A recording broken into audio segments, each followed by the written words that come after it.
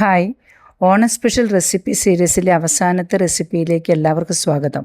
ഇന്ന് നമുക്ക് പാലട പായസം തയ്യാറാക്കാം. പായസം ഉണ്ടാക്കാൻ ഉരുളി ഇല്ലെന്ന് കരുതി വിഷമിക്കേണ്ട. നമുക്ക് വളരെ എളുപ്പത്തിൽ പ്രഷർ കുക്കറിൽ പാലട പായസം എങ്ങനെ തയ്യാറാക്കാമെന്ന് നോക്കാം. ഇതിനായി 200 ഗ്രാം പാലടയുടെ ഒരു പാക്കറ്റാണ് എടുത്തിരിക്കുന്നത്. ആദ്യം പാലട നന്നായി കഴുകി വെള്ളം കളഞ്ഞ കുക്കറിലേക്ക് മാറ്റാം. കുക്കറിലേക്ക് ആവശ്യത്തിന് വെള്ളവും ഒഴിച്ച് ഒരു വിസിൽ വരുന്നതുവരെ അത് വേവിക്കുക. ഇതേ സമയം ഒരു പാനിലേക്ക് 3 ടേബിൾ സ്പൂൺ ഷുഗർ ഇട്ട് അത് ഉരുക്കിയെടുക്കാം. പഞ്ചസാര നന്നായി ഉരുകി ക്യാരാമലൈസ്ഡ് ആകുമ്പോൾ അതിലേക്ക് കുറച്ച് വെള്ളം ചേർത്ത് ക്യാരാമലൈസ് സിറപ്പ് തയ്യാറാക്കാം. ഇതിലേക്ക് 1 ലിറ്റർ ഫുൾ ഫാറ്റ് മിൽക്ക് ചേർത്ത് തിളപ്പിക്കാം. പാല് തിളച്ചു വരുമ്പോൾ ഇതിലേക്ക് ബാക്കി ഷുഗറും കൂടി ചേർക്കാം. ഞാനിവിടെ 100 ഗ്രാം പഞ്ചസാരയാണ് ഉപയോഗിച്ചിരിക്കുന്നത്. നിങ്ങളുടെ ടേസ്റ്റിനനുസരിച്ച് മധുരം ക്രമീകരിക്കാം. ഇതേ സമയം വെന്ത പാലട നന്നായി റണ്ണിംഗ് വാട്ടറിൽ കഴുകി അതിലെ സ്റ്റാർച്ച് നീക്കാം.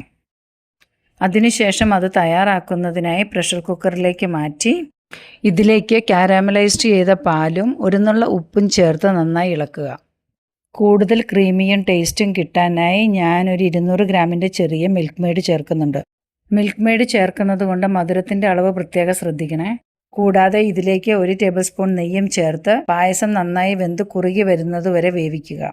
പായസം നന്നായി വെന്ത് കഴിഞ്ഞാൽ സ്റ്റൗ ഓഫ് ചെയ്ത് പായസം റെസ്റ്റ് ചെയ്യാൻ വെക്കാം. തണുക്കുന്നതനുസരിച്ച് പായസം കുറച്ചുകൂടി കട്ടിയാകും. അതൊരു സെർവിങ് ബൗളിലേക്ക് മാറ്റാം.